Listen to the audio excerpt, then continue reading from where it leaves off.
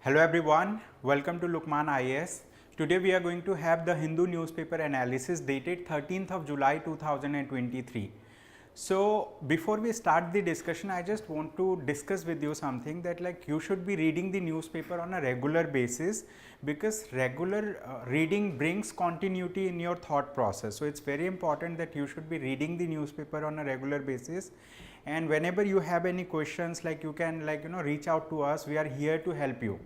And apart from this, today we are going to solve some questions also for the prelims exam, and very soon we will start giving questions for the mains exam also in the newspaper discussion itself. Okay, so that will be very helpful for you, and we are going to evaluate your copies as well. So now let us start the discussion for the day. Let us see those topics that are important from today's newspaper. Okay, so now these are the articles that I have listed for today's discussion. I have listed 12 such articles. Many of these articles are important for the mains exam, and some of these articles are important for the prelims exam, and wherever necessary we have included questions also. Okay, so we are going to discuss all these topics. The list of the topics are given over here. In your free time, right, you can download the PDF from the description of this YouTube video, right. So we will upload the PDF in the description section, and you can download it from here, and you can go through the PPT as well whenever you need. Okay, so with this, let us start the discussion for the first topic itself. Okay, so if I talk about the first topic for the day, it says quiet diplomacy could ease South China Sea tension. Okay, quiet diplomacy could ease South China Sea tension. So diplomacy means it's a kind of, let's say, how do we build relations with foreign countries. Okay, for diplomacy we do have Ministry of External Affairs that looks into these parts, that looks into the foreign relations part. And recently what has happened, the Minister of External Affairs, Mr. S. Jaishankar, had a meeting with one of his counterpart, and from Philippines. So there was a bilateral meeting, right, between Minister of External Affairs from India and similar level officer from Philippines, and that meeting was conducted. It was a joint commission meeting for bilateral cooperation between these two countries, right. So the author has highlighted about the importance of relationship between these two countries, and author has highlighted that it has been nearly 75 years that we have established diplomatic ties, right, with Philippines. So through this article, the author has also highlighted about one important topic, which is South China Sea issue, the issue that is happening in South China Sea. So we need to understand where is South China Sea located. We will understand about the 9-dash line, right. We will understand about 9-dash line related to South China Sea, and we are also going to understand about, let's say, the dispute that has arisen between China and Philippines and many other countries in Southeast Asia, right. So one of the country, Philippines, this country has disputed some of the developments that were being done by China in South China Sea, and they have filed their complaint in Permanent Court of Arbitration. And in 2016, the Permanent Court of Arbitration has given a ruling in favor of Philippines. And so in this article we are going to discuss about Permanent Court of Arbitration in detail. We are going to understand about the United Nations Convention on the Law of the Sea. We are going to locate the 9-dash line, and we are going to discuss about those islands that are located over here. We are going to discuss about the importance and significance of South China Sea when we talk about international trade between India, that happens through Indian Ocean to the Pacific Ocean. So we are going to discuss all of it in this article today. So before we move further for discussion, let us understand about the location of those islands that are part of South China Sea. Okay, location of the islands that are part of South China Sea.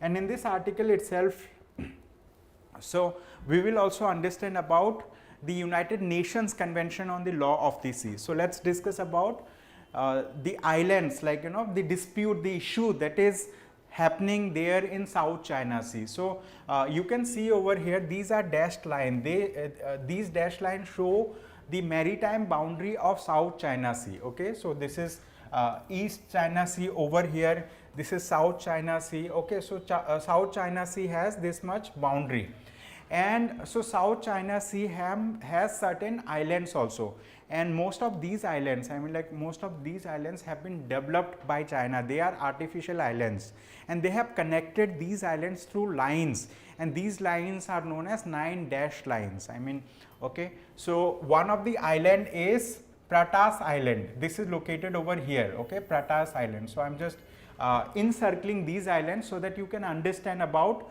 location of these islands. The second island is Paracel Island, okay, this is another island.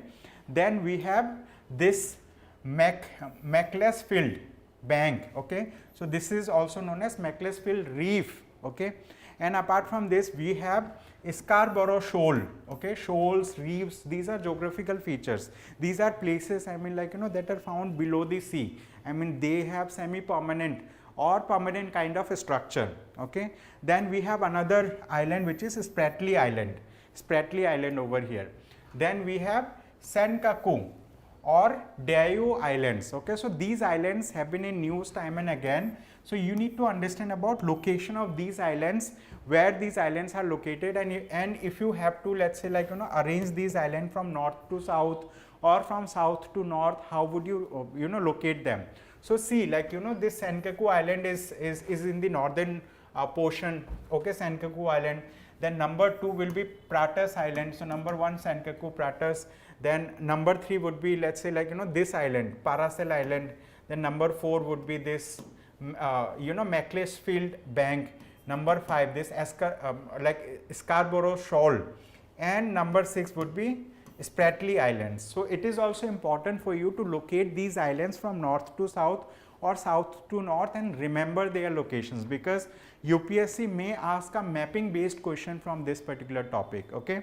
So having understood the location of these islands, now we will understand about the issue that is there in South China Sea. We will discuss about the issue in detail, and also we are going to talk about like United Nations Convention on the Law of the Sea. We will discuss about some of the territories that that UNCLOS designates, okay, like we will discuss about territorial water, we will talk about baseline, we will talk about contiguous zone, we are going to discuss about, let's say, exclusive economic zone, then international waters. Lot of things we are going to discuss in today's discussion in this topic. We have like 12 such topics, but the first topic will be in little detail because like it has many probable topics that can be asked by UPSC, okay. So now let us understand about this topic first, okay. So what is this topic all about? Let's discuss, okay. So recently what has happened, the Foreign Minister of India, okay, I mean like he has met with his counterpart, right, with his counterpart of Philippines, and that's where they have exchanged some of the views. And in this article the author has talked about the importance of South China Sea, okay. He has talked about what is the economic and geopolitical importance of South China Sea and how the issue that is happening in South China Sea can be resolved, okay. And the author has suggested that to resolve the issue in the South China Sea, the leaders, I mean like leaders of different countries, the countries that are who are surrounding the South China Sea, these countries must come together. They should build an understanding among themselves so that they can counter China, okay. To counter China, there should be let's say like uniformity in understanding among the countries that are part of that are near South China Sea. So like if I talk about those countries, these countries are also listed over here, like we have, let's say here Philippines is one of the country, right, Indonesia is another country, then Vietnam is one country. I mean like these countries share maritime border like with South China Sea. Then we have, let's say, Malaysia. These countries, I mean, share borders. So it is also important that we understand that which countries has share maritime border with South China Sea, okay. So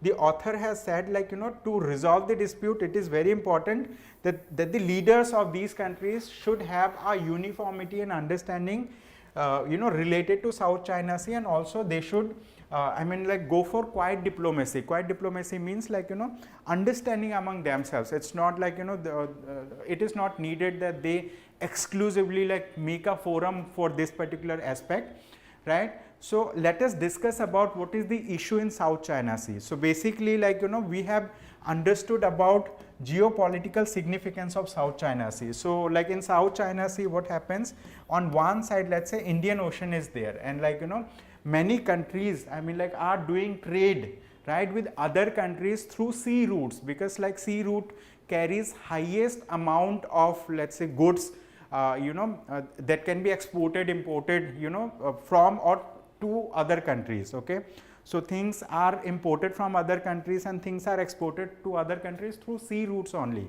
So Indian Ocean is like, let's say, a very big ocean, and through this, like, many such ships passes. And so if they have to move to the Pacific Ocean, so they generally, I mean, like, they have to pass through a route, I mean, like, that passes through South China Sea. So this South China Sea plays a very significant role in international maritime trade.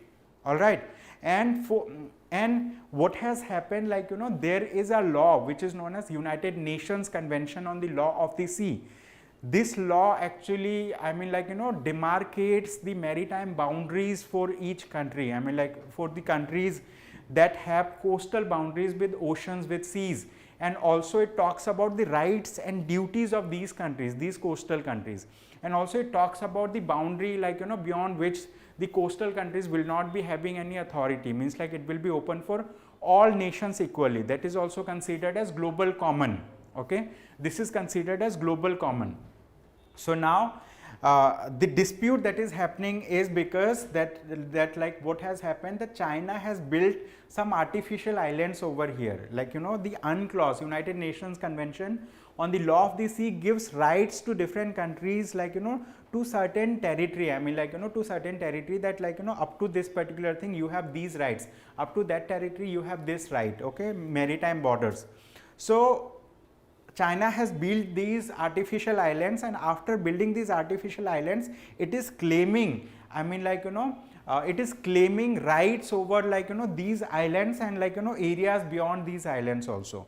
But, like, if we talk about countries like Philippines, okay, they also have maritime boundary over here, so they have dispute against China, and Philippines has, let's say, raised its dispute, right, under United Nations Convention on the Law of the Sea, and that dispute was raised in the Permanent Court of Arbitration, because Permanent Court of Arbitration is designated as one of the courts that will look into the disputes that arises because of, let's say, like, because of sea related matters.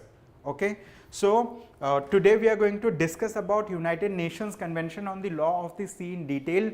We will discuss about Permanent Court of Arbitration also, and so now let us discuss about this particular thing first. Okay, I mean, we will discuss about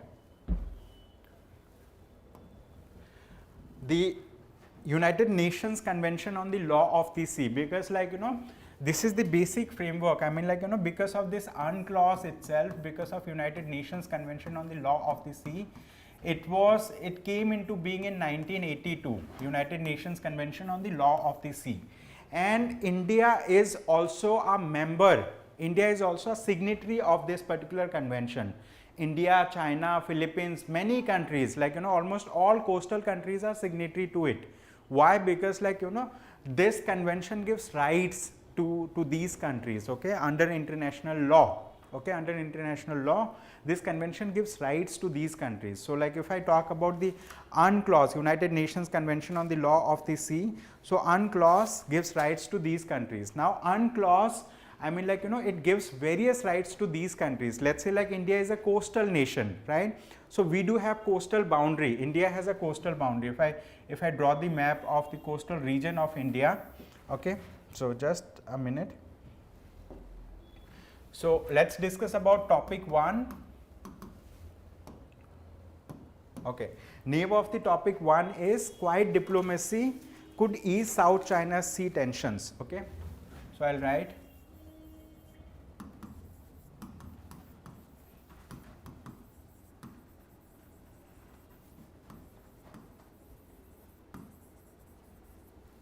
quiet diplomacy could ease South China Sea tensions. So here in this article, so far we have understood about the dispute that is happening in South China Sea. The dispute is happening primarily because of artificial islands that have been created by China in South China Sea, and they have created artificial islands and they have connected these islands and they have given them a name, 9-line. Okay, they have given a name, 9-line. Okay, 9-line. So these are dotted or dashed line that, let's say, like connects these small islands, these 6 islands that I have named, right, that I have shown for you. So it connects all these islands together. And if I talk about the convention that gives rights to these countries, this is known as United Nations Convention on the Law of the Sea. It came into being in 1982. This United Nations Convention on Law of the Sea came into being in 1982. And India is also a signatory. So what is the significance of this particular convention?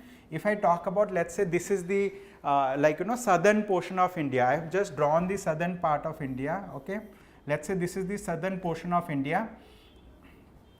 And so we know that India has coastal boundaries. It has coastal boundaries. Over here, like we have Indian Ocean, right? We have Indian Ocean over here. We have, let's say, Bay of Bengal over here. We have Arabian Sea in this region, right? We have Arabian Sea like that. So since India is a coastal country, so like there this UNCLOS, this United Nations Convention on the Law of the Sea, gives rights to India also. Like it gives rights to India and many other, all other those countries that have some coastal coastal regions. I mean, like they share border, maritime border. So similarly, if I talk about this UNCLOS, it gives certain rights. So we are going to talk about those rights up to what distance.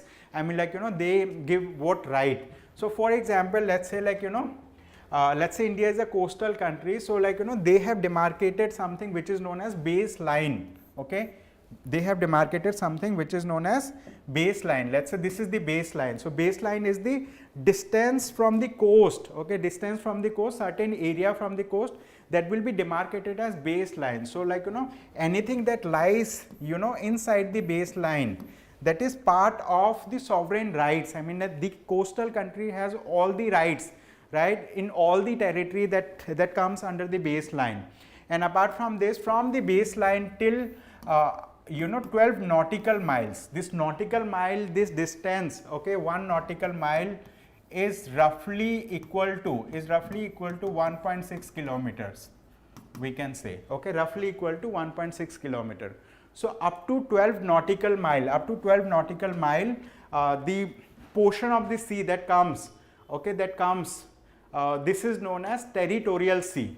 So in territorial sea, the country has total sovereign rights in the land that is below sea and on the sea, anything that is there on the sea, living or non-living. The coastal country has all the sovereign rights on the resources that are found in the water, right, whether the resources are living or non-living, right. So the sovereign country, okay, has all the rights, and this is also known as sovereign territory. Okay, this is known as sovereign territory up to 12 nautical miles.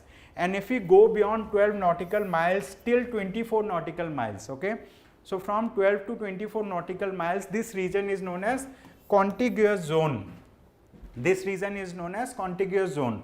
So in contiguous zone also, this particular country, I mean this coastal country, has rights over all the resources. I mean, like it has rights over all the resources of, let's say, which is living or non-living in the coastal, in the waters and also below water. Okay, in the below water, I mean, it has all the rights. But the thing is, over here, they will be doing the things in such a manner so that they do not harm the, let's say, harm the living resources in this particular territory. Okay, they do not harm. And beyond 24 nautical miles, so now we need to understand this particular thing, that the distance, all the distance under the United Nations Convention on the Law of the Sea, all the distance will be measured from the baseline. Let's say if we have to measure the territorial sea, so that will be measured from from baseline up to 12 nautical miles. And if I talk about contiguous zone, so like contiguous zone will also be measured, but like it will extend up to 24 nautical miles. Then if I talk about the exclusive economic zone, so like up to 200 nautical miles, this particular region is exclusive economic zone. So in this zone, the sovereign rights on water column and continental shelf. So in this zone, the coastal country has sovereign rights on the all the resources over here, but at the same time they will allow other people also to do some kind of scientific research, exploration, etc. Okay, up to this particular region, which is up to 200 nautical mile. This is known as exclusive economic zone. Okay, exclusive economic zone. So what happens, I mean our country, if I talk about airspace, right? Airspace means space above the surface of the water, right? That airspace up to 200 nautical mile, it will be considered as, it will be considered as part of the coastal nation itself. Okay, it will be considered part of coastal nation. And apart from this, if I talk about 200 nautical miles till 350 nautical miles, okay, means like up to 350 nautical miles, this is considered as international water. It is considered as international water. Okay, it is considered as international water. And over here the coastal country has sovereign rights on the continental shelf, but not on, let's say, like resources over here. Okay, so and beyond 350 nautical miles we have high seas, and high seas are considered as global commons. High seas are considered as global common. Global common means all the countries, whether they are coastal nations or not, whether they have maritime boundary or not, all these countries will have common rights in this particular high sea. Okay, so that's the thing. And so in the high sea, this is also known as the area as per United Nations Convention on the Law of the Sea. And then there are no national rights over here. And then we have an authority also, which is known as International Seabed Authority. Okay, International Seabed Authority. That International Seabed Authority has all the rights, over the, let's say, ocean beds. Okay, so this International Seabed Authority regulates the affairs in this particular area. So to explain this particular thing, I have another slide with me, and through that slide I am going to make you clear about some of these concepts that I have already discussed. Okay, so this is another slide with me, and through this slide you see baseline. Baseline means it's the line that demarcates, geographical, it's the line that demarcates which portion belongs to the coastal nation. Okay, so anything that comes under baseline, it belongs to the coastal nation itself. And apart from this, this is territorial sea up to 12 nautical miles. Okay, so this what rights the country has, it has territorial sovereignty, fishing rights, right to mineral resources, means living and non-living resources. Coastal country has rights over these things. Apart from this, if I talk about exclusive economic zone, okay, exclusive economic zone. So we have also discussed, what we have discussed? We have discussed 24 nautical miles. 24 nautical miles means contiguous zone. Okay, up to 12 nautical mile, it will be, let's say, territorial sea.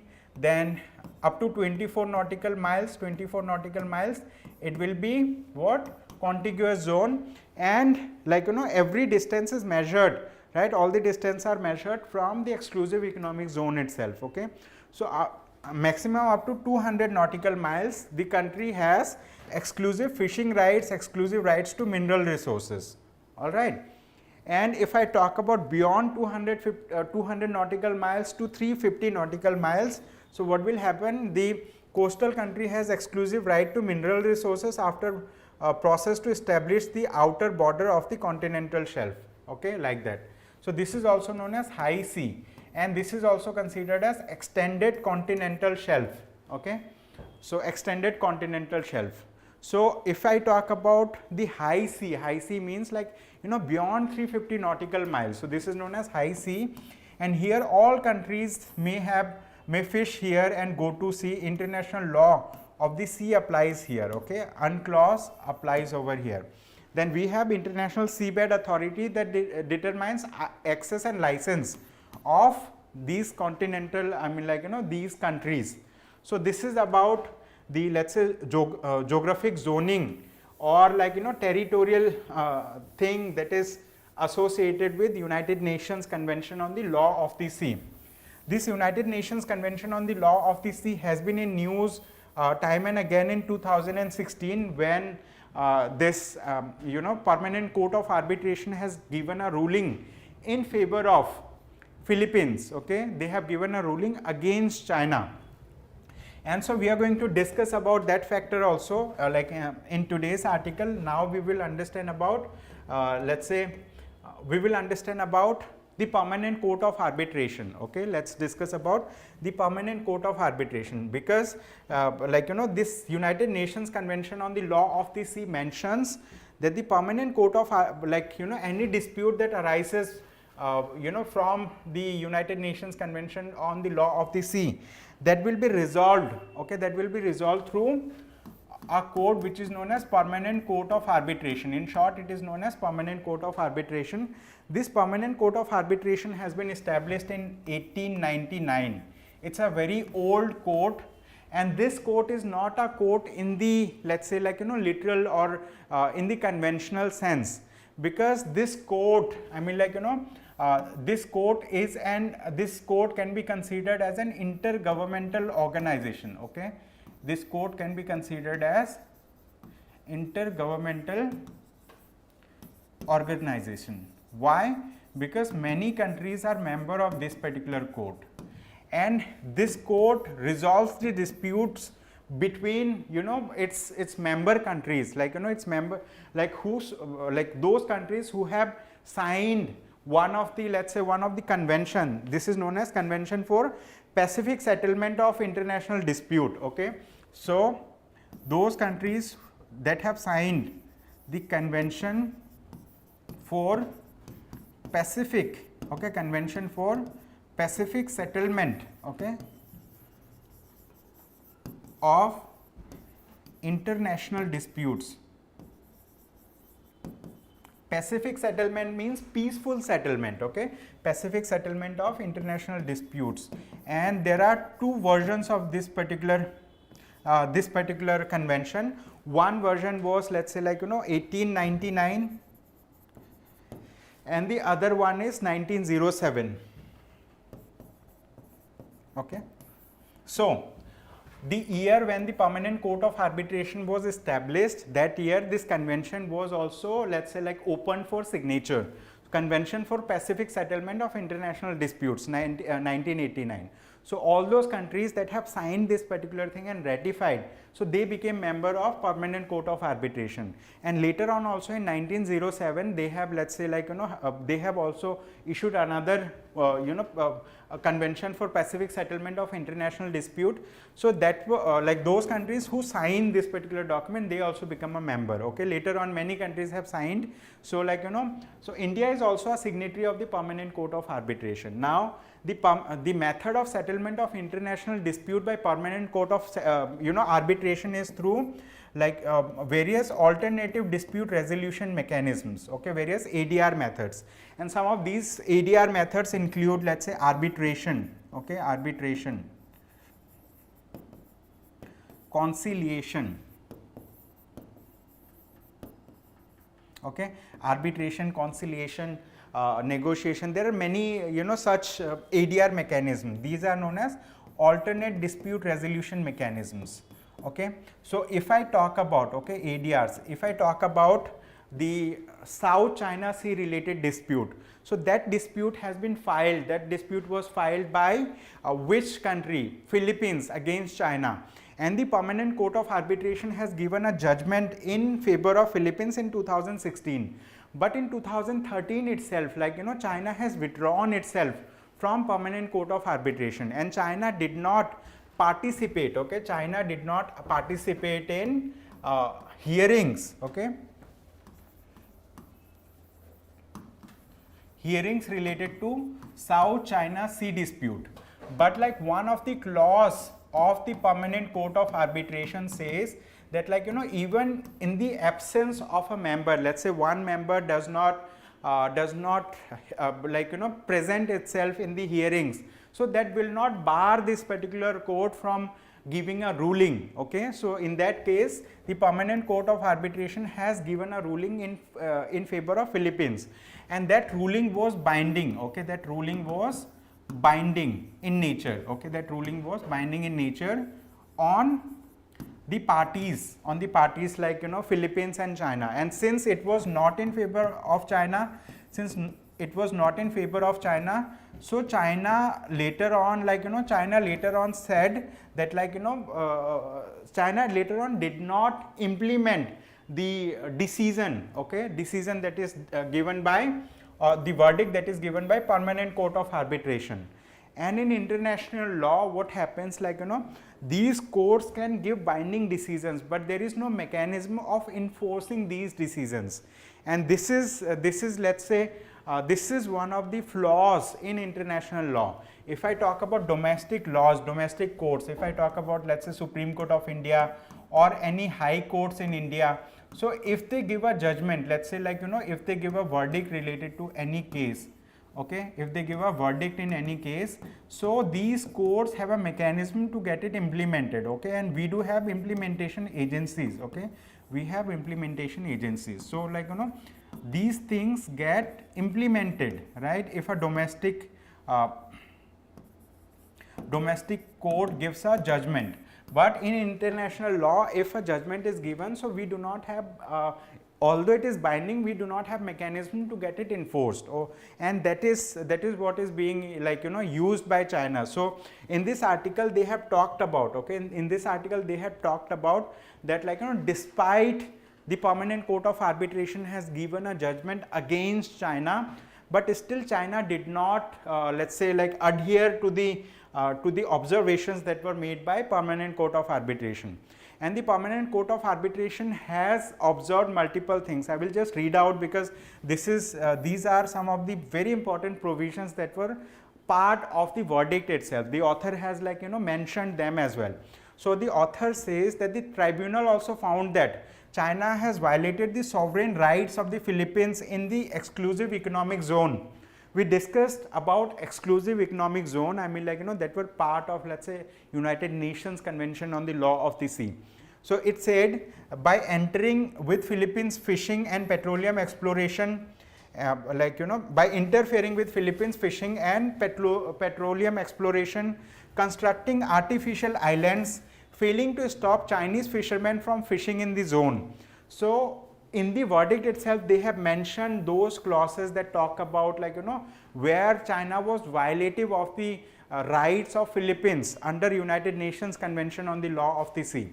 So now here the author has given, let's say, a way forward that, like, you know, all the leaders of the you know, Association of Southeast Asian Nations, means all the leaders of ASEAN. He talked about the leaders of Association of Southeast Asian Nations, that, like, you know, they should go for quiet diplomacy. Quiet diplomacy means they should have a common understanding about resolving these disputes first, so that, like, you know, they could address the China problem in South China Sea. Okay, so that's all in this article. I hope, like, you have understood this topic. So that's why it is very important that you should be reading, I mean, like, newspaper regularly. If you read newspaper regularly, you will build understanding on these topics. You will build a very thorough understanding in these topics, and you will be able to write answers clearly in the mains exam. You will be able to solve prelims questions, you know, very clearly. So now let's take, you know, two questions for this. You know, on this topic, it says, the question number 1, it says, UNCLOS. UNCLOS means United Nations Convention on the Law of the Sea establishes a legal framework for the resolution of maritime disputes through. Okay, so UNCLOS establishes this particular thing through arbitration. Means, like, you know, if a dispute arises with respect to UNCLOS, United Nations Convention on the Law of the Sea, then it will be resolved through arbitration. Okay, it will be resolved through arbitration, and the court where like people go for is Permanent Court of Arbitration. We have just seen Permanent Court of Arbitration. Apart from this, internationally there are two other such courts. One of the court is known as International Criminal Court, and then we have International Court of Justice. Okay, these are two other, let's say, like international courts, International Criminal Court and International Court of Justice. Okay, so like answer for question number 1 is option B. Now question number 2, we will see this question also. With reference to the United Nations Convention on the Law of the Sea, UNCLOS, consider the following statements. So number 1, the UNCLOS is a legally binding treaty. Okay, this statement is right. UNCLOS is a legally binding treaty. Second, it says it lays down a comprehensive regime of law and order in the world's oceans and seas, establishing rules governing all uses of oceans and their resources. This is also right. Both these statements are right, and like here we have to identify the correct answer. So correct answer would be option C. Option C would be correct answer in this case. Okay, so with this I'm just let's say cleaning up the board. So that's why it is important that you should be reading. We have also included the solution over here in your free time. You can download the PDF and you read the solution in your free time so that you understand it well.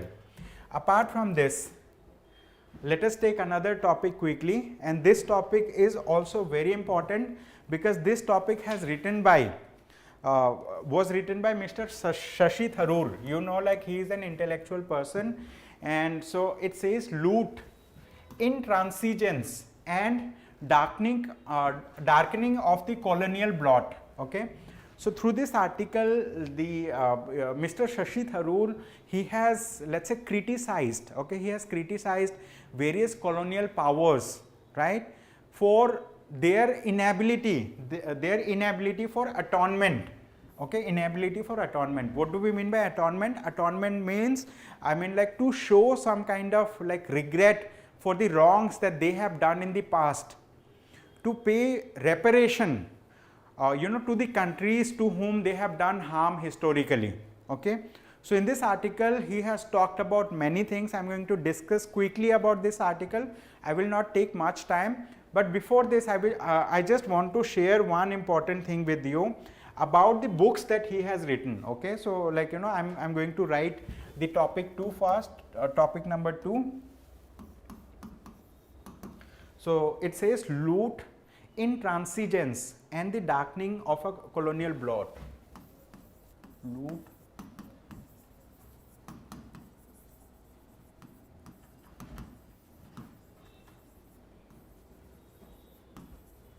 intransigence and the darkening of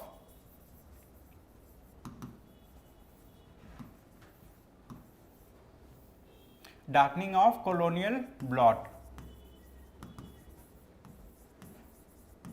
Now, so it is written by Mr. Shashi Tharoor, and like in this article like they have mentioned names of some books that he has written, and he has also referred to 2 of these books in the article.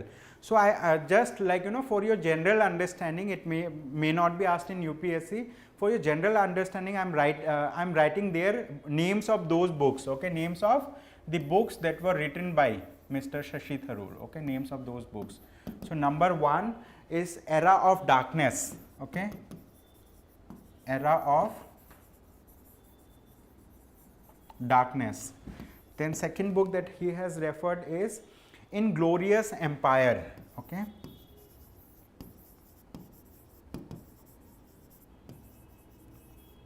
Inglorious Empire. Then third book is like Ambedkar A Life. Ambedkar A Life. So that was the third book. Fourth book that he has mentioned in this article is The Battle of Belonging. Okay,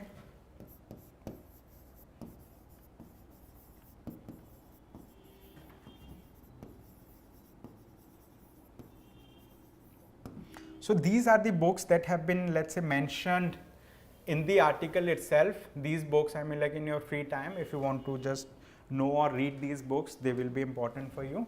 Era of Darkness, Inglorious Empire, Ambedkar Alive, and The Battle of Belonging. So these are the books that he referred. So recently what he has referred, that like one of the country, Netherlands, okay, Netherlands, okay, one of the country, Netherlands, they have decided to return the stolen artifact, okay, stolen artifact to which countries? To Indonesia and Sri Lanka, okay, to Indonesia and Sri Lanka. So this particular country has decided to return the stolen artifact that was stolen in, let's say, like in historical past. So like this act, this is a gesture of, let's say, like paying reparation, okay, this is a gesture of paying reparation.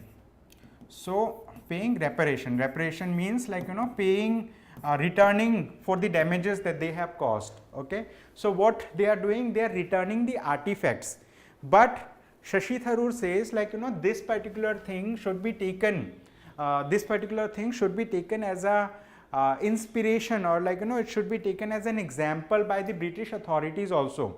Why British authorities? Because these British authorities have done wrong, like in the colonial period, they have done wrong to India and Indian citizens. They have not only stolen the wealth of the country, but like they have caused huge amount of trauma, in the minds of the people. So Mr. Shashi Tharoor, points out, he says that British owes, owes a reparation to India, okay, owes a reparation in the nature of atonement.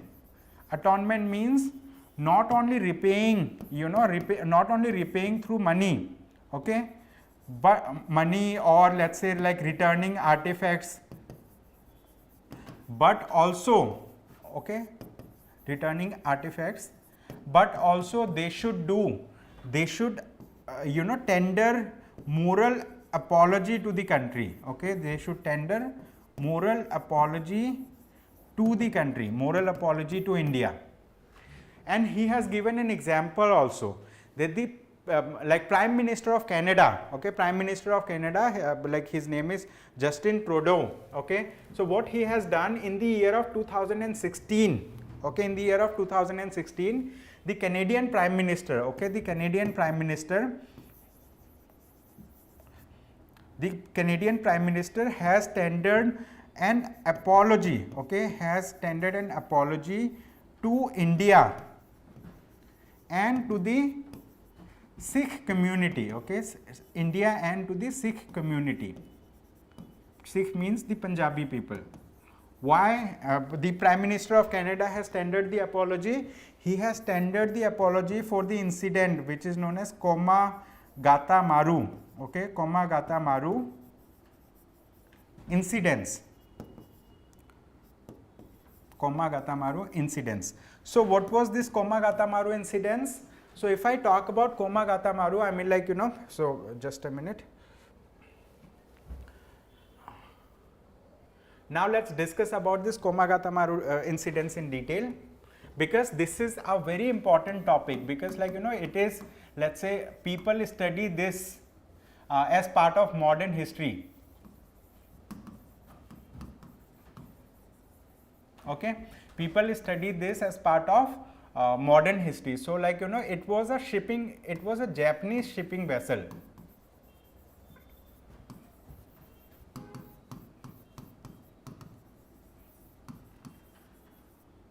or it was a Japanese ship, and on this ship, like many people were on board, like they were more than, I guess, 370 people were on board this particular ship, and these people have reached Canada, okay, these people have reached Canada, like they have reached in a place which is known as Vancouver, okay, in Canada, and they want to, let's say, like visit there, they want to reside over there for economic reasons.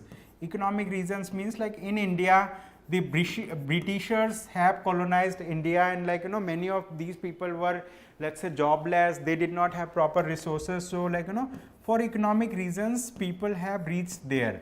And on this ship, I mean like on this ship, Indian people were there, okay, huge number of Indian people were there. Indian people, and these people were mostly Sikh, from the Sikh community. Okay, most of these people were from the Sikh community. But at that point of time, I mean, like, you know, it is in the time of, let's say, 1913 or 14. Okay, 1913 or 14. At that point of time, what has happened, that the Canadian authorities, I mean, like, you know, they had a kind of refugee policy. They had a kind of refugee policy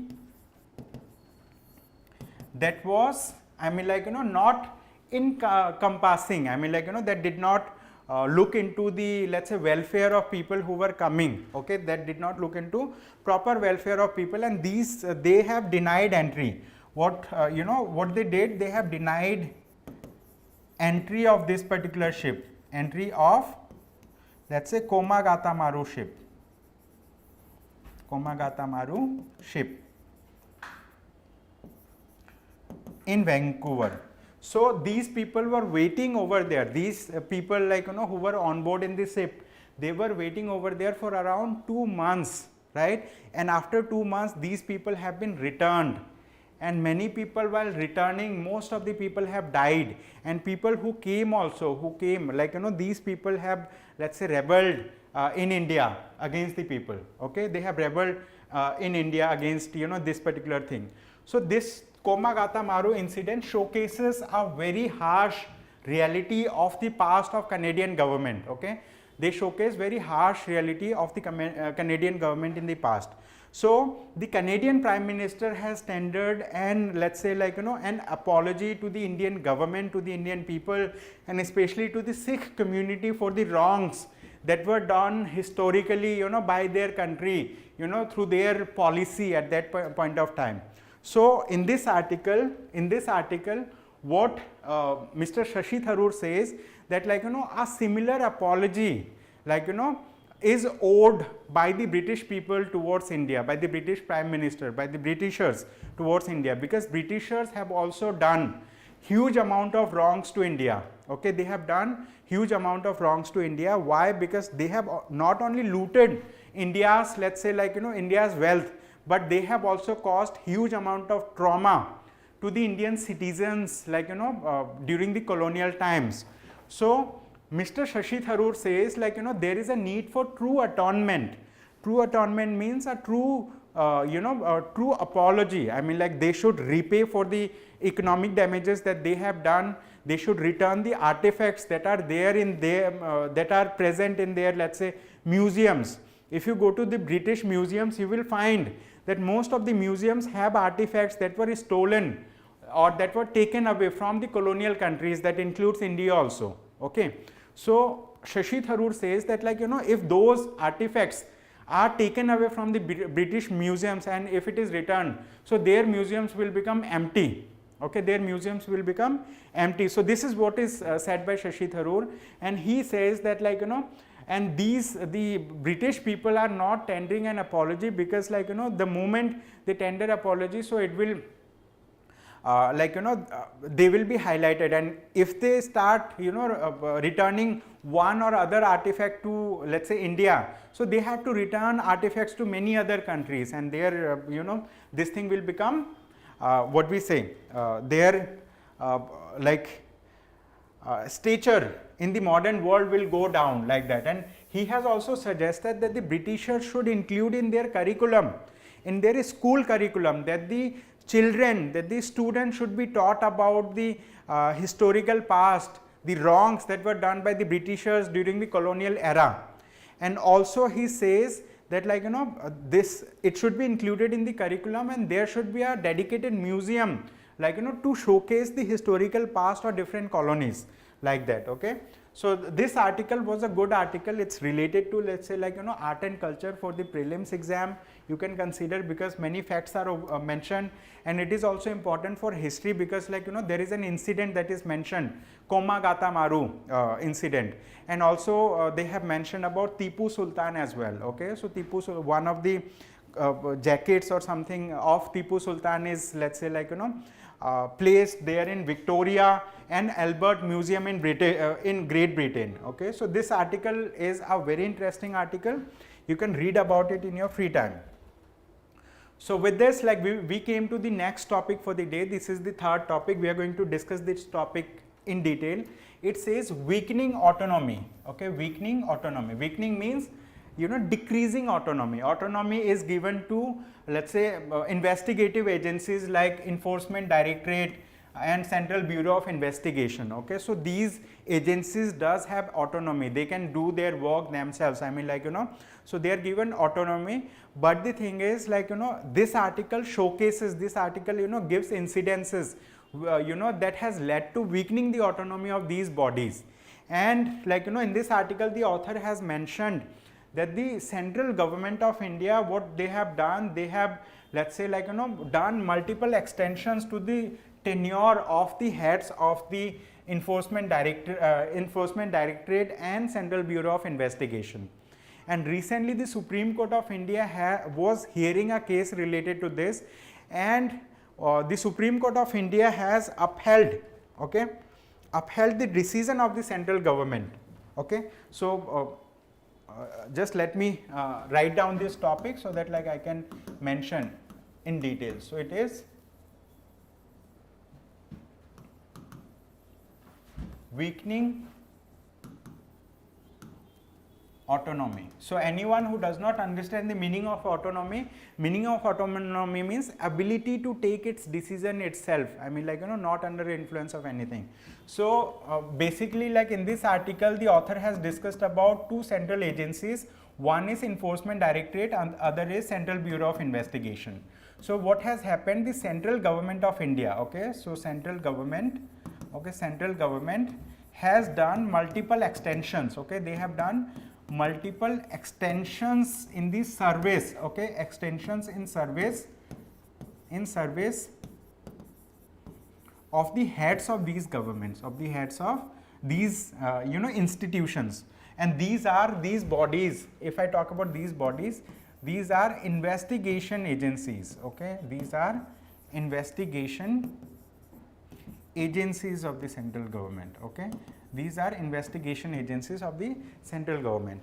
And the author says that the central government has given extension. This has weakened autonomy, because, like, you know, more deserving people were not able to get into the post, and, like, those people who are like, you know, whose tenure is being extended, these people will toe the, I mean, like, you know, line of the government. So the author has also mentioned about one very special point that says, you know, carrot and stick policy. Okay, carrot and stick policy of the central government. Okay, it has mentioned carrot and stick policy of the central government, that, like, you know, those people, like, who are not toeing the line of the government, so they will use a stick against those officers, and, like, you know, those people who are toeing the line of the government, like, you know, they will give carrot to them. It's like that. So this multiple extension of these authorities is a kind of, let's say, reflection of the way in which the central government is, you know, doing its business through the investigative agency. And you might have heard about many cases that, like, you know, many opposition parties, many political parties, I mean, like, you know, against them, the central government has used CBI, they have used Enforcement Directorate, you know, to file one or other case, you know, against those politicians. And if these politicians have accepted, let's say, proposal of BJP to join their party, so, like, you know, all these, let's say, like, cases are, you know, like, kept closed. Okay, they are closed. Otherwise, like, these agencies were made to run behind those politicians. Like, these are allegations against these organizations, like, you know, these like, you know, Enforcement Directorate, okay, and Central Bureau of Investigation.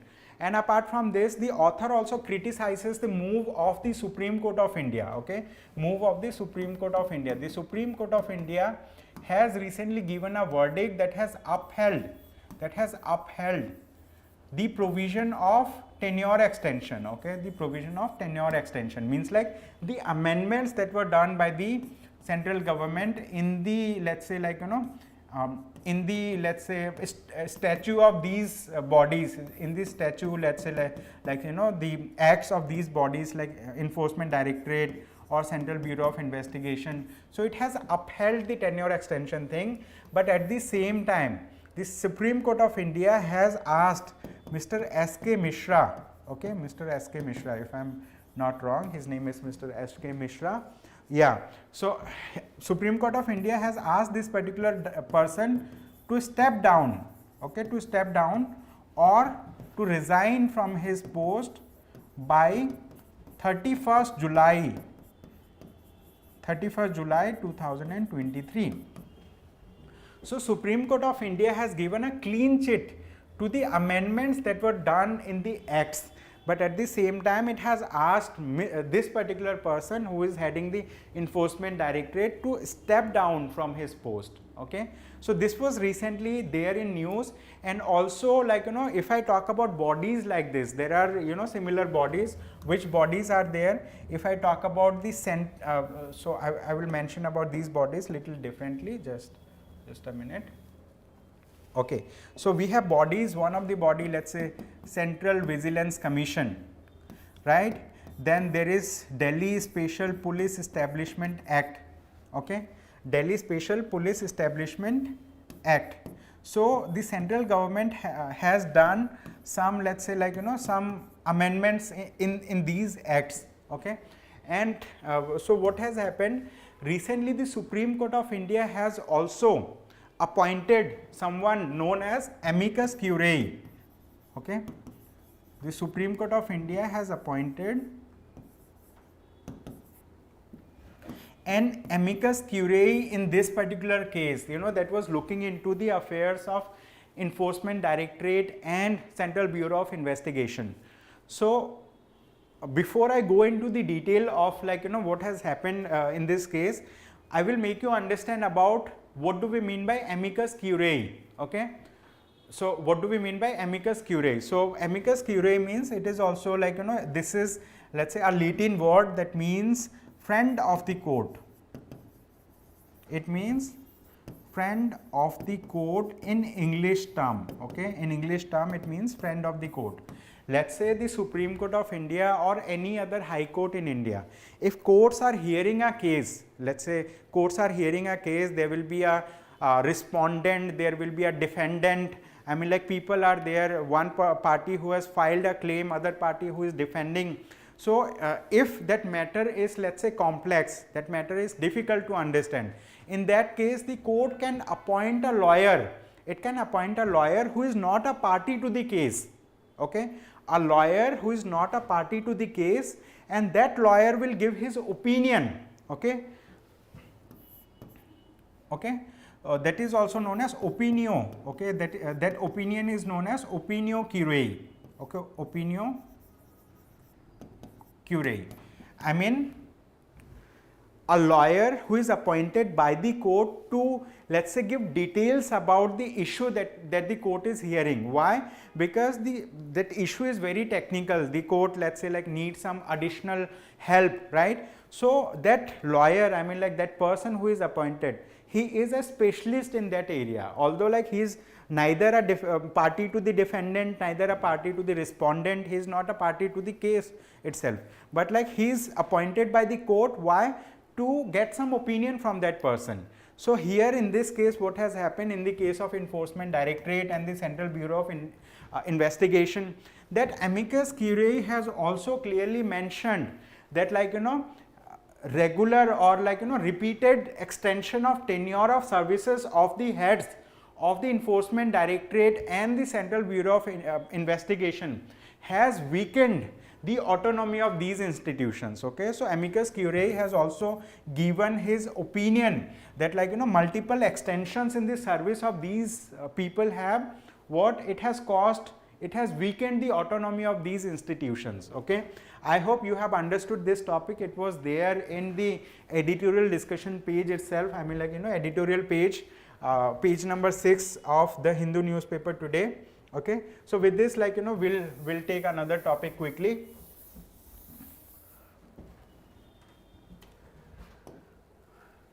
Now This topic is again a very important topic. Why? Because we are going to understand about migrant crisis. Okay, so Netherlands is a country. I mean, like, you know, we have talked about Netherlands recently in Shashi Tharoor's like article also.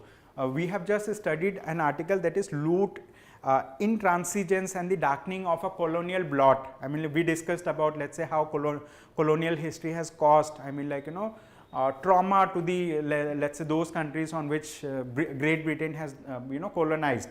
So there we understood about Netherlands. I mean, like, Netherlands returning the artifacts to two countries, like, you know, Philippines and, like, you know, we have this, Indonesia and Sri Lanka. We discussed about that.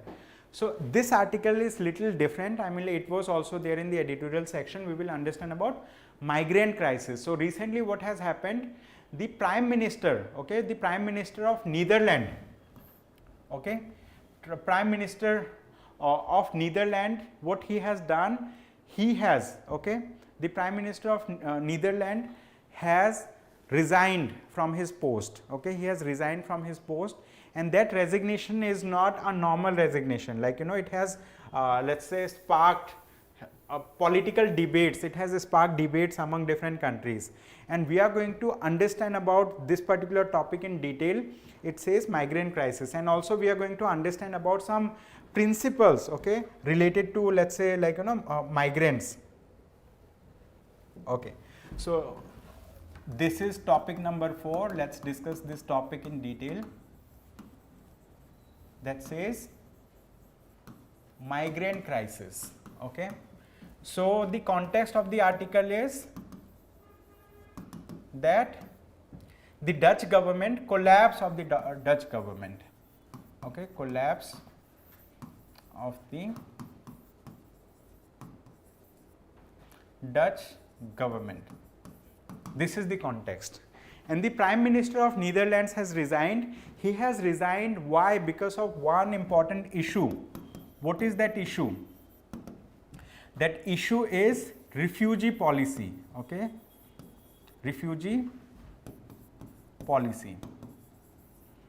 So the Prime Minister of Netherlands, he had, let's say, like, you know, he has thought of passing a policy that is. Thank you so much, like, people who are commenting on this. Now,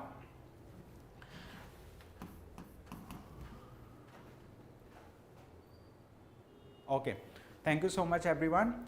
Now, so this particular topic discusses about refugee policy. So the Prime Minister of Netherlands, he has recently thought of, let's say, passing a policy through its parliament. But that refugee policy could not be passed, and because of which, like, he has resigned from the post.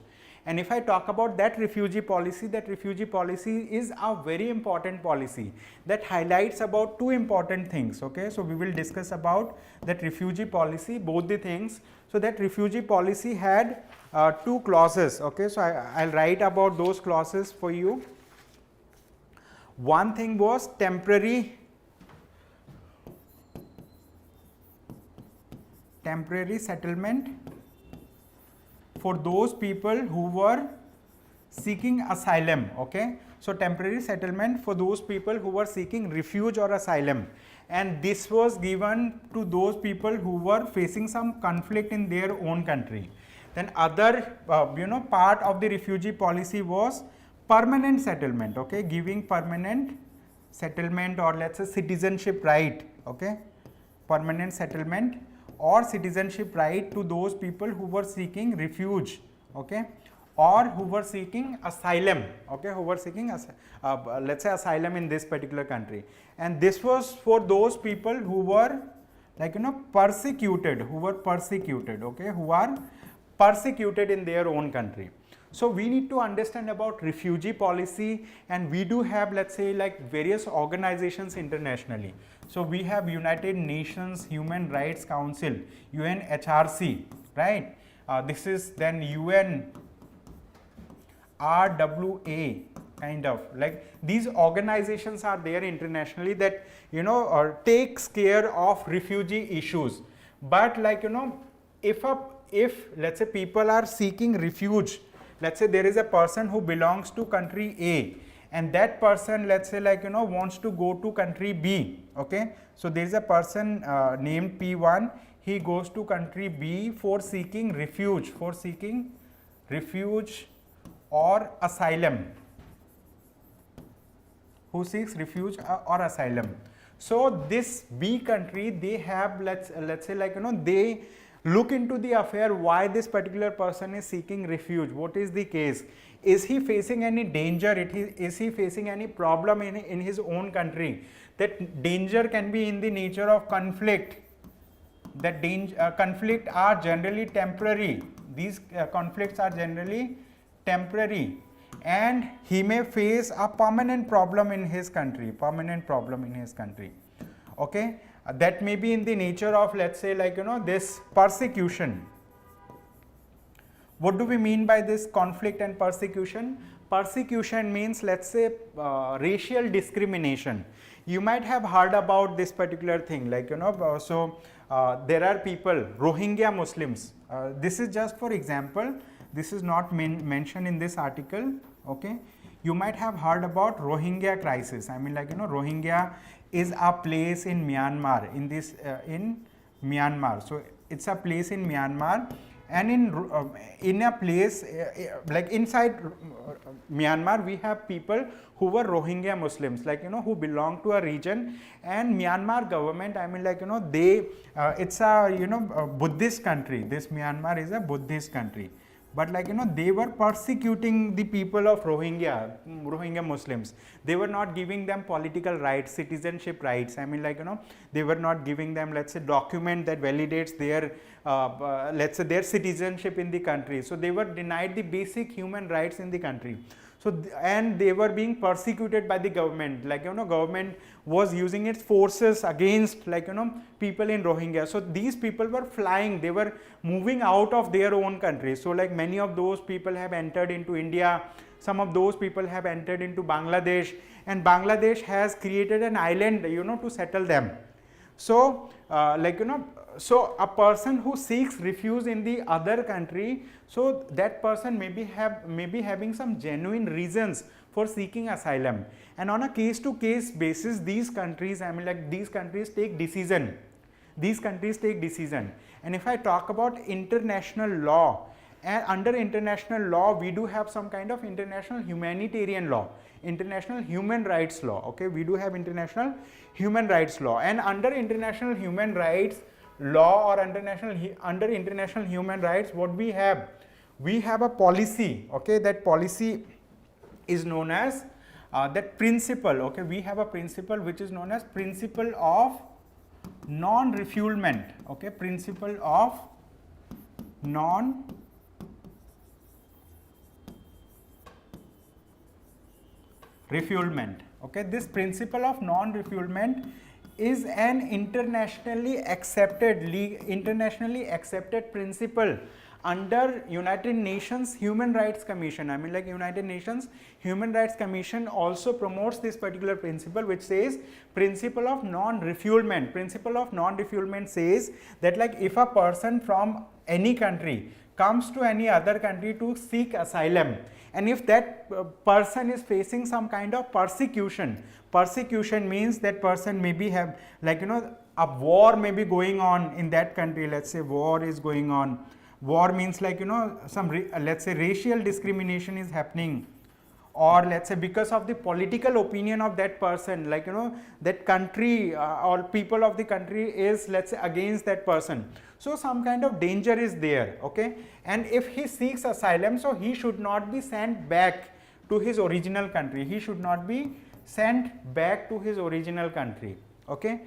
Means, like, he should not be repatriated, he should not be sent back, or, like, he should not be persecuted in that sense. So that is known as principle of non-refoulement. Means, like, you should not send back that person, you should think of giving him some shelter, you should think of giving him some refuge, okay.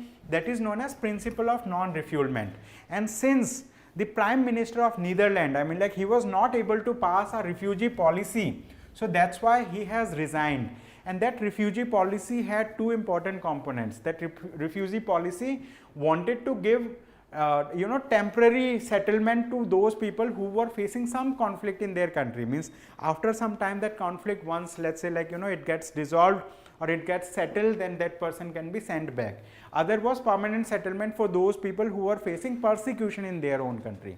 So this was the case, and there was another clause over here. That clause is like those people who have come, right? If children are there, they have to wait for about 2 years period before meeting their 2 years waiting period. Okay, there was a clause of 2 years waiting period, right, before meeting their parents. The child had a 2 year waiting period, and this particular thing was not accepted by many political leaders in that particular country. Okay, so that's why it has failed, and that person has resigned. And he has also this article also talks about far right, so you might be knowing about, let's say, political ideologies. So we have like leftist ideology, we have centrist ideology, we have rightist ideology, right wings, and we have like far right ideology, like that. So this article talks about this thing. I hope you have understood this topic. So with this, like, we will move to the next topic to understand it better. Again, we have another topic. It says how the CPI basket conceals the inflation picture. Okay, how the CPI stands for Consumer Price Index, right? So basically at present in India, okay, so I will write some of the provisions related to this. Okay, so this is, let's say, topic number 5. I am writing the name of the topic quickly.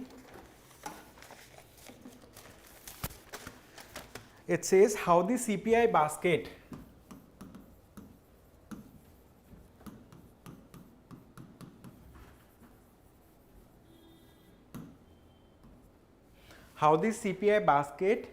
conceals the inflation picture.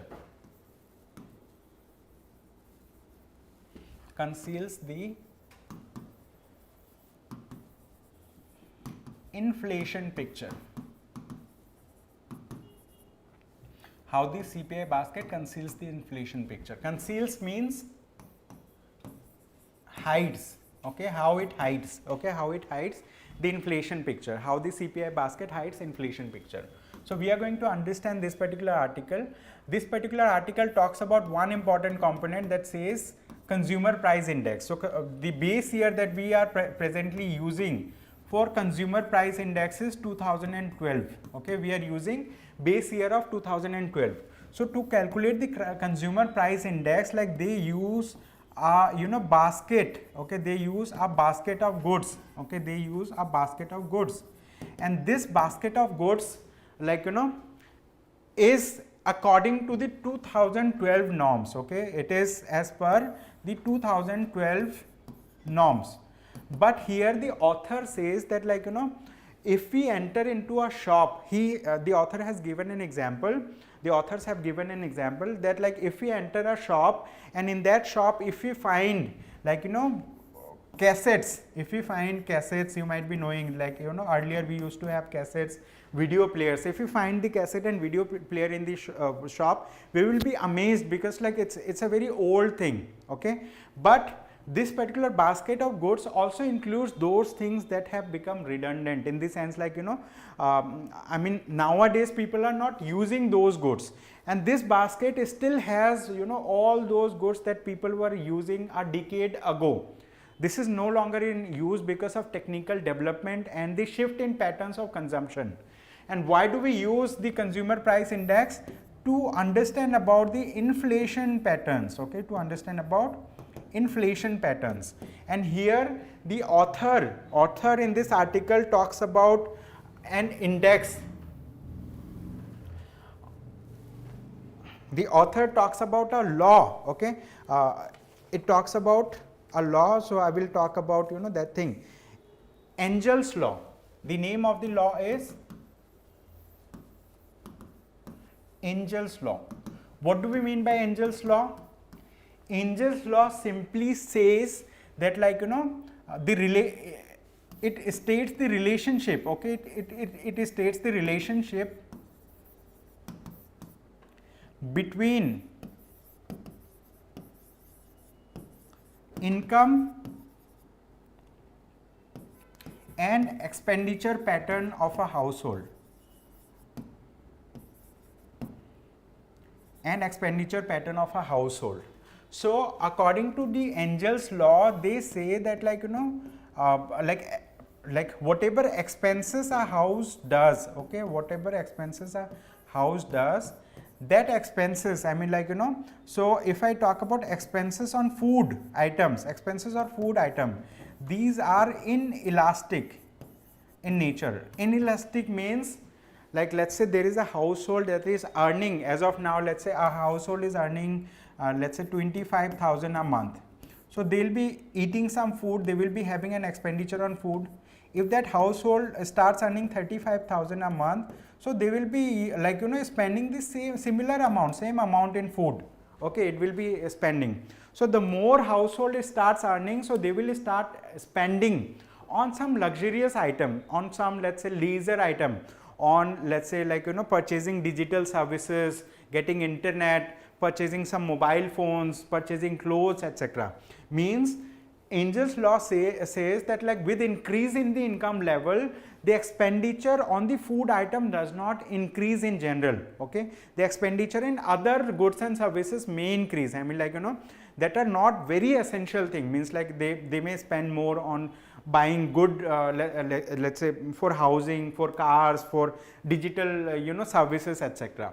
So here the author says that like the basket of goods that is considered for calculating the consumer price index, this basket of goods needs to be changed. Why? Because like they still use the data of 2000 and the basket of goods that is included in 2012, considering 2012 base year. So that basket of goods should change. And apart from this, they also mention about one important, okay, this article also mentions about one very important aspect that is known as consumption expenditure survey, okay. This is known as household, okay, household consumption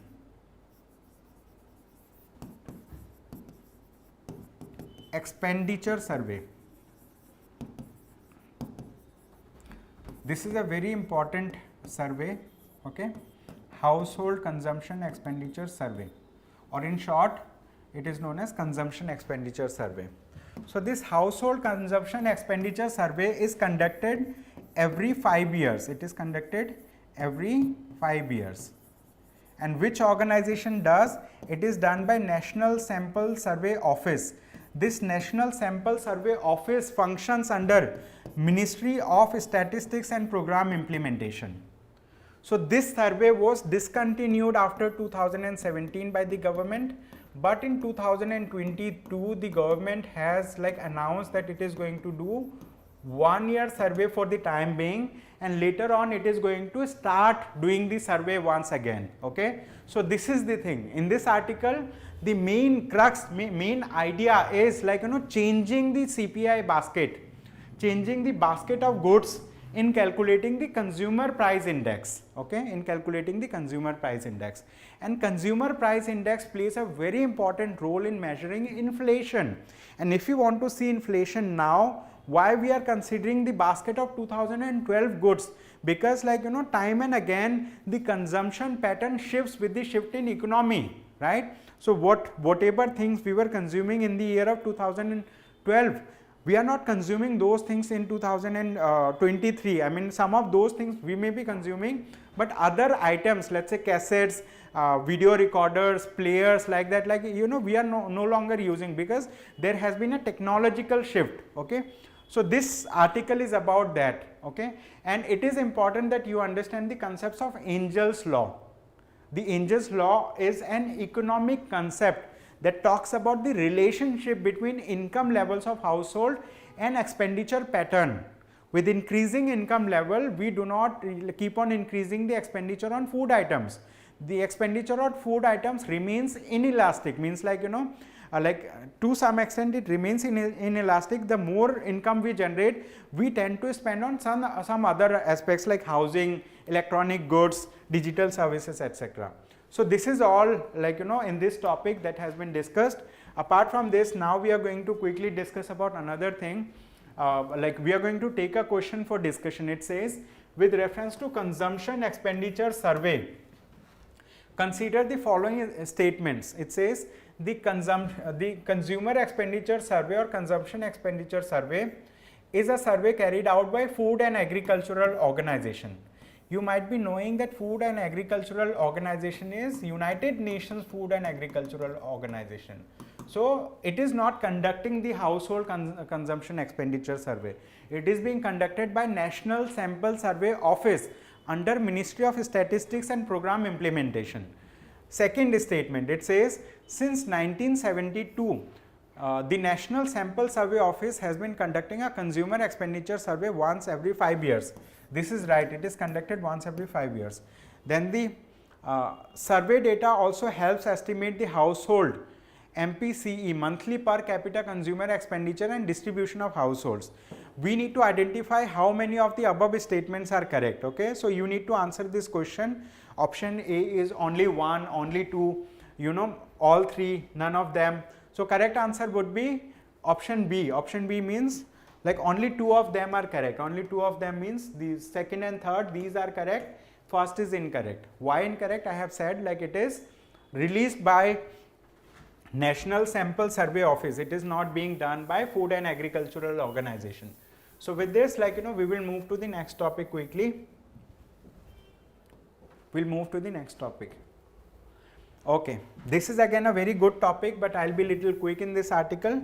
Okay, because this thing has been covered like 2-3 days back also, like I have covered this thing in the Hindu newspaper analysis.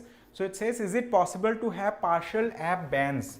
Okay, partial app bans. So like this topic is important for the prelims exam, because we are going to understand about a regulatory body which is known as Telecom Regulatory Authority of India. Okay, you might be knowing in those places that are undergoing some kind of disturbance. Okay, some communal violence is happening. I mean, like though disturbance of order of public and let's say like public order related disturbances there. So what does the government do? Government finds that like if we government finds that if we shut down the internet, if we shut down the internet, so what will happen? We will be able to control over the riots, because like the information will not be passing on from person to person at a rapid pace, and we'll be able to take control of the situation. And you might be knowing that when the central government of India has abrogated Article 370 of the Constitution of India, they have imposed internet shutdown, internet ban in the state of Jammu and Kashmir, right? After let's say converting it into 2 union territories of Jammu and Kashmir and also Ladakh. Similarly, it has done recently also when violence was happening in the state of Manipur. Violence is happening in Manipur, so government of India has done it. But the Telecom Regulatory Authority of India, I mean like what, so I will write down this topic, let's say quickly, topic number 6 or maybe 7, just a minute. So I'll just write down the name of the topic and then I'll start the discussion. Okay, just be online. It says, is it possible to have, is it possible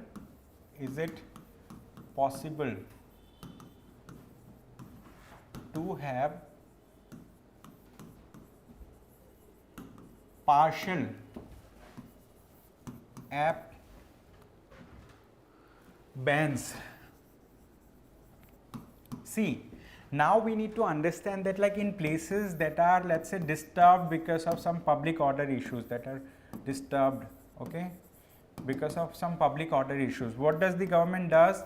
Government does internet shutdown, because government thinks that it is a legal way of doing so and we will be able to take control of the situation.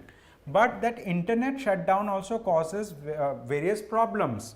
What problems? Like the hospital helplines, let's say like hospital helplines.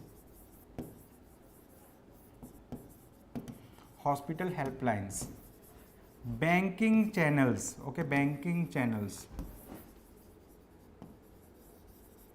or banking transactions, all of them also gets halted. These things, these are some of the most essential services, they also get halted. So the Telecom Regulatory Authority of India, TRAI, is thinking of an alternate for this, and that alternate is partial app ban, okay, partial app ban means like, you know, they want to ban those applications through which messaging is happening, through which calling is happening. And this is not the first time that the Telecom Regulatory Authority of India is thinking of doing partial app bans.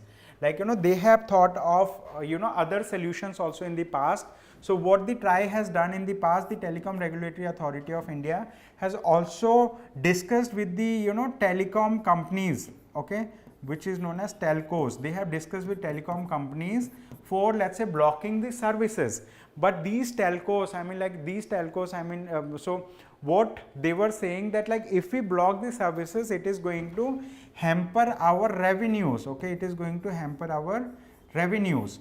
And these telecom companies have also pointed out that the applications like WhatsApp and other apps, right, what they do, they also provide calling services like, like these, what we say, Airtel, Jio, like, like these companies are providing internet, they are providing calling facility also.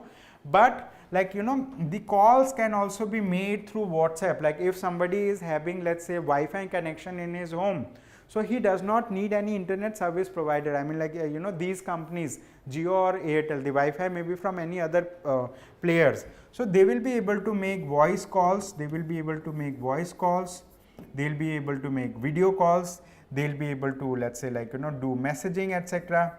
So these telecom companies,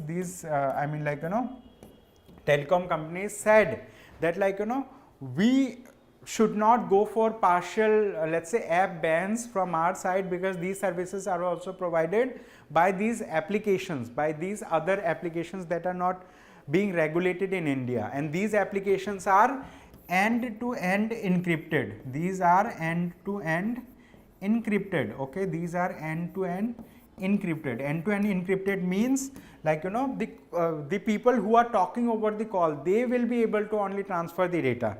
No one in the middle will be able to decipher the information that is being passed over, through the call or messages, okay. So the issue that arises over here, that like, there was a concept of net neutrality. What concept? There is a concept of net neutrality. That net neutrality talks about that that the internet should be free, okay, the internet should be free. Internet should be free. Internet should be what? Free. Free in the sense, not in terms of money, but, like, in accessing different apps. For example, if you want to access WhatsApp, if you want to access some other applications, right? So these internet service providers, these companies should not, let's say, like, selectively provide good internet connection to some apps and bad internet connection to some other app, okay. So that's why this net neutrality concept, they upheld that, like, there should not be partial app bans. But recently the Telecom Regulatory Authority of India has come up with suggestion, come up with this particular thing. They have sought suggestion from the public that shall we go for partial application bans, that, like, we should selectively ban those applications. And here there is another concept of VPNs, virtual private networks. So what happens? VPNs, I mean, like, there are journalists, there are other people who use VPNs to share information among themselves. Whistleblowers, they share information with, let's say, like, other parties through VPNs, virtual private networks. Means if you are sharing information through it, nobody will be able to track where you are located, because the IP addresses continuously keep on shifting, okay. IP addresses continuously keep on shifting, and those players who are providing VPN services, let's say there was a regulatory from the Telecom Regulatory Authority of India earlier, so they have stopped let's say, their facilities in India, but they were still doing their business operations. They were using servers from some other countries, and they were still providing the services to Indian citizens. And the people are saying now that, like, if you are providing services through virtual private networks, like if you are thinking of banning the virtual private network, who is thinking? The Telecom Regulatory Authority of India. Let's say, like, if TRAI thinks of banning the virtual private networks, so it will be a dent on the internet security, of internet security for the journalists, for the whistleblowers. Internet privacy, not security, internet privacy. Okay, so this is a write-off. This is, so people said that, like, we should not think of, let's say, like, banning the virtual private networks in India. So this is the thing. So this topic is a very important topic. Through this topic, we understand the importance of, let's say, like, we understand multiple connotation related to this. So with this, like, we'll take another topic. Quickly, this is, it says, what is National Research Foundation? What is National Research Foundation? So basically, the government of India is thinking of establishing a body which is known as National Research Foundation. So this National Research Foundation will be at par with bodies that are already established in some developed countries. For example, like, in the United States of America, they have a National Science Foundation. They have National Science Foundation, and that National Science Foundation promotes research activities in the country. So it brings collaboration between the government, industry, and academia. Okay, so it is for collaboration. It is for collaboration and sharing of data. Okay, collaboration and sharing of data between the government, industry means private player, and academia. Academia means those institutions where research and development is happening. Okay, this National Research Foundation aims to establish collaboration between these things, and Government of India is thinking of establishing this particular body. So the Union Cabinet has approved the introduction of National Research Foundation bill in the Parliament, placing once again the debate on science and technology funding. Okay, funding in the science and technology. So under this, I mean, like, Government of India has allocated certain funds, around 28%, which amounts to 14,000 crore, and they want to receive 36,000 crore from the private entities, from the, let's say, like, industry, to go for this particular thing. So, like, this National Research Foundation will ease the scientific research and development in India, so that, like, more and more research and development happens. Okay, so more R&D if we are doing, so we will be able to have more patents, we'll be having more intellectual property rights, and that will lead to, let's say, boost in the economic activity in India, and that's going to help in the growth of the country. Okay, so this is this topic. So with this, like, we have another topic. We'll take this topic quickly. So recently there have been flood situation in Delhi. Okay, because of, let's say, overflow in Yamuna river. So because of that flood situation in Delhi, section 144 has been imposed. All right, section 144 of CRPC has been imposed by the Delhi government in various areas in Delhi. And so, like, you can read this particular thing, the topic in itself, I mean, like, this is just a news item, but section 144 is very important. So for that, we have included a question for you. It says, with reference to section 144 of the CRPC, CRPC means Criminal Procedure Code, right? Consider the following statements. They have given 3 statements. It says, it empowers a district magistrate, a sub-divisional magistrate, or any other executive magistrate empowered by the state government to issue orders to prevent and address urgent cases of apprehended danger or nuisance. Second, total period for which the order is in force cannot be more than 4 months. Okay, so actually, like, it cannot be more than 6 months. Okay, it is not 4 months, it is 6 months. And apart from this, third, it says The written order by the officer may be directed against an individual or individuals residing in particular area or to the public at large. Okay, so like this. So 1 and 3 are right, second statement is wrong. So correct answer for this question would be option B. Option B says only 2 of these statements are right. We need to identify the correct statement. So option B would be the right answer in this question. So in your free time, you can see the explanation of also. We have included an explanation to this discussion here. This is the explanation for this question. So apart from this, we are going to quickly take this topic. We are not going to take much time from now. So it says, government rejects European Union Parliament move to discuss the Manipur situation. You all might be knowing that violence is happening in the state of Manipur. Some kind of internal disturbance is there in the state of Manipur. Law and order situation is there, and because of which internet shutdown has also been resorted to by the government, by the state government over there. There have been visits from the by the leaders of national parties in the state of Manipur to, let's say, to understand and address this situation. So recently what has happened, the European Union Parliament they wanted to discuss about the violence that is happening in Manipur. But government of India has responded to it saying that this is an internal matter for India. This is an internal situation and we can control our own situation. We do not want to internationalize this particular situation. Okay, so this is an internal matter, and since we are a sovereign nation, we do have an authority to let's say manage our own own issues, right? So this was the step of the government of India. But in this article they have discussed about 2-3 important things. One is Armed Forces Special Powers Act, then Unlawful Activities Prevention Act, and the Foreign Contribution Regulation Act.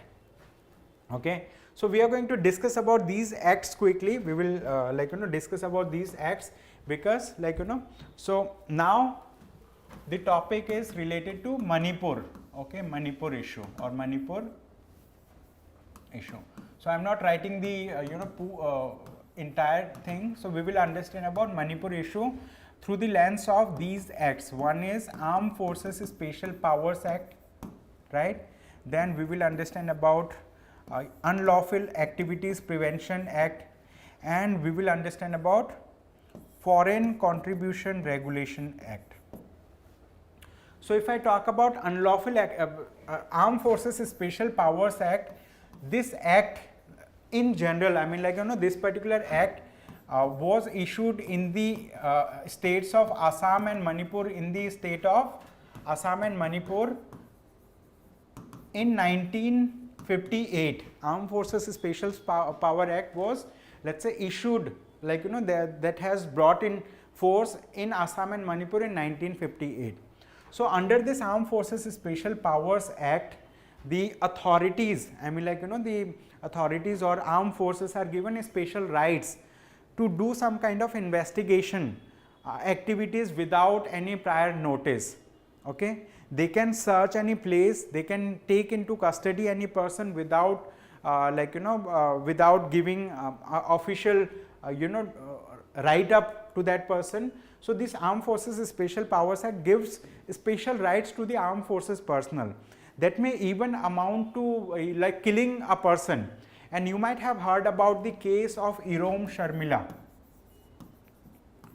So Irom Sharmila was a lady, I mean her family people have been killed and she had been raped, I guess, right, in the state of Manipur, and she was protesting against the Armed Forces Special Powers Act for about 14 years. Okay, she has protested against Armed Forces Special Powers Act for 14 years to repeal, to get this particular act repealed from the state. Okay, so but this act has not yet been repealed from the state, it is still in place.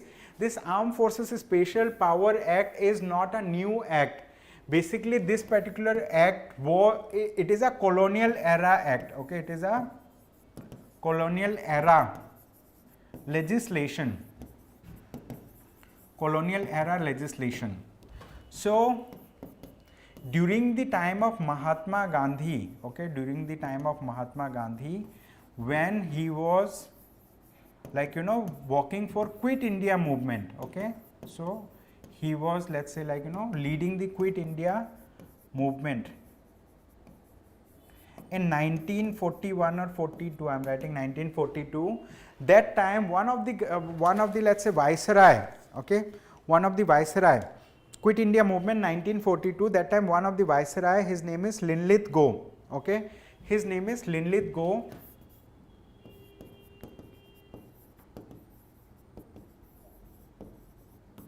What he has done, he has issued an ordinance.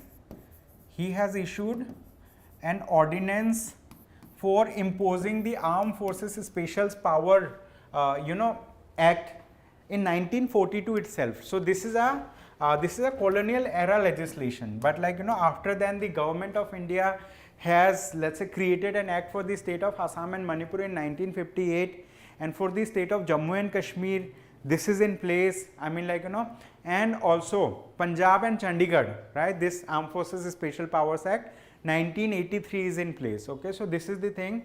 Now with this, let us understand about another thing. Okay, another thing, which is Unlawful Activities Prevention Act. There is another act that is known as Unlawful Activities Prevention Act. So we will understand about UAPA quickly.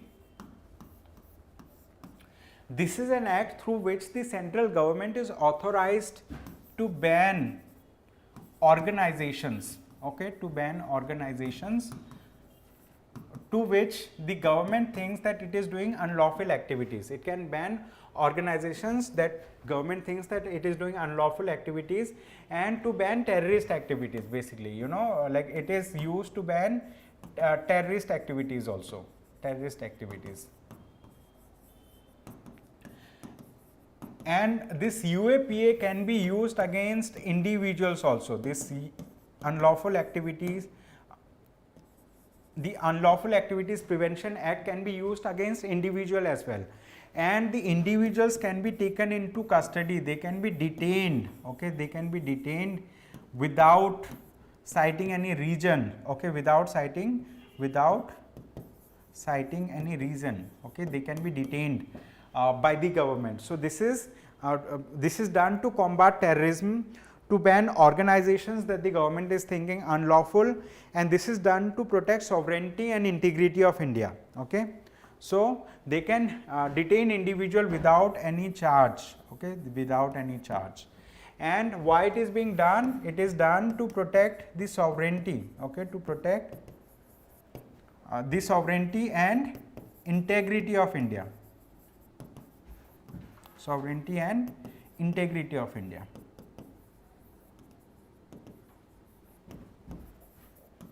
So this is one of the act that has been referred in this article. And apart from this, we will discuss about another very important thing, another very important act that has been, let's say, mentioned in the article. So we will discuss about it quickly. It says Foreign Contribution Regulation Act. Okay, in short it is known as FCRA Act 2010. Okay, FCRA Act, Foreign Contribution Regulation Act 2010. So what is this Foreign Contribution Regulation Act? This Foreign Contribution Regulation Act was brought in place to regulate the foreign contributions or donations. Okay, to regulate the foreign contributions of and donations to NGOs, civil society organizations. Okay, because many such NGOs may be receiving foreign funds for purposes, let's say, like for illicit purposes, let's say, like that may work against sovereignty or against security of India, let's say. Okay, so to regulate the donations, and so that, like it is made sure that these donations are used for lawful purposes. Okay, these donations are used for lawful purposes. Okay, so for that purpose, like this Foreign Contribution Regulation Act is in place. Through this Foreign Contribution Regulation Act, it works under Ministry of Home Affairs.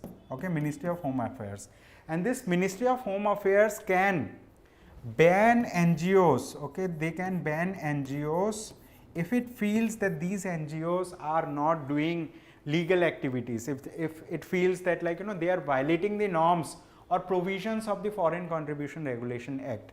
Okay, so this is the thing. So I hope you might have understood about the significance of having Foreign Contribution Regulation Act, because many of these NGOs, they are receiving donations from abroad. Okay, so these can be termed as foreign donations. Okay, foreign donations or contributions for various purposes, and we do have good NGOs also that are working, and many of these NGOs has been in news time and again. For example, the NGO of Mother Teresa, I mean that has also been banned, I guess, like by Ministry of Home Affairs. Then we have Greenpeace India, we have various such NGOs. I mean they have also been banned because of some financial matters. I mean because they did not file their audit report on time to the Ministry of Home Affairs, like that. So that's the thing. So with this, we will move to the next topic, because we have to discuss only the important things, not only the news item. Okay, so let's move to the next topic quickly.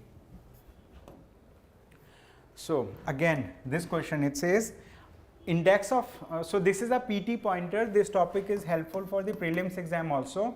It says index of industrial production rises 5.2% led by infrastructure. So this is just a news item that talks about this index of industrial production.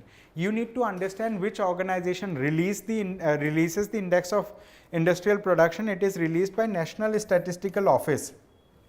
Okay, it is released by National Statistical Office, NSO. Okay, and earlier we have seen Consumer Price Index, that is released by National Sample Survey Office. So these are two different things. So they have talked about index of how much industrial production is happening. So there are 8 core industries. The name of 8 core industries are also mentioned in this article. So you can read it. So it says index of industrial production has risen, and it is led by infrastructure sector. Okay, it is led by infrastructure sector. So that's all in this topic. I mean this is just for PT, and PT topics I'll be just discussing only the important parts of the topic. Then another article quickly, it says this is also a PT pointer. Here we will understand about government bodies. So it says NHRC seeks report on rail accident victim. NHRC means National Human Rights Commission. Okay, National Human Rights Commission. So you need to understand about this body. I mean in your free time, go to the website of National Human Rights Commission, understand about what are its functioning, how members of this body are appointed. Okay, appointment of members, right, and also how the cases can be looked into by NHRC. So NHRC also mentions that if some human rights violation has happened, so they have to file it within a period of 1 year only. So only then they will be able to look into it. Okay, there has to be a reporting of it within a period of 1 year. So you need to understand about National Human Rights Commission in your free time. Go to the website of this body and learn about it. So let us see what was there. So recently that rail accident has happened, and there many people has died. Okay, many people have died. One of the lawyer from Delhi, okay, so he is a lawyer of, let's say, Supreme Court of India. He has filed case against the central government of India and against the state government of Odisha. Okay, he has filed case against both these governments, and he has said that the dead people were not dealt in a dignified manner. Okay, so they did not look into the case of dead people in a dignified manner. So that was the that was the thing with which the author has, not the author, the lawyer has filed a case, and so the Supreme Court of India has directed the this state government of Odisha and the central government to submit its case before the Supreme Court within a period of, let's say, 7 to 8 weeks. And the central government has made promise that to the closest kin of the deceased, I mean the person who has died, to his closest relative, the government is going to give some kind of compensation.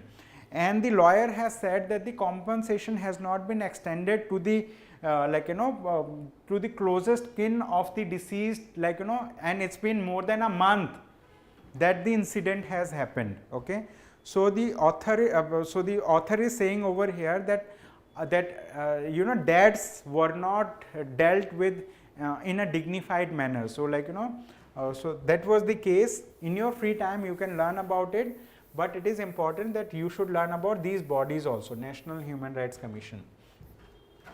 Apart from this, we'll take another topic quickly. This is again an international a PT pointer, and this is a international body. It says in UNHRC vote, India stands against desecration of Quran. So you need to understand what is United Nations Human Rights Council. Okay, so we have a body which is United Nations Human Rights Council. So this is an international organization. This particular body works for the human rights of the people.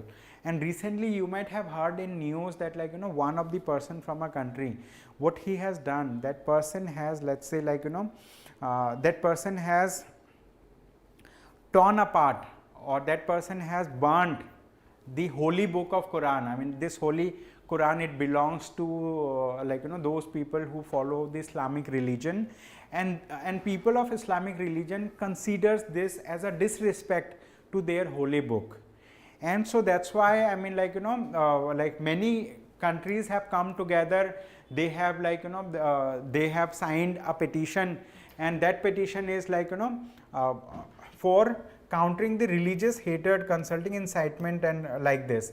So India has supported in favor of this particular this particular petition that was being sought, and this petition has been, let's say, in favor Bangladesh, China, Cuba, Malaysia, Maldives, Pakistan, Qatar, Ukraine, and UAE.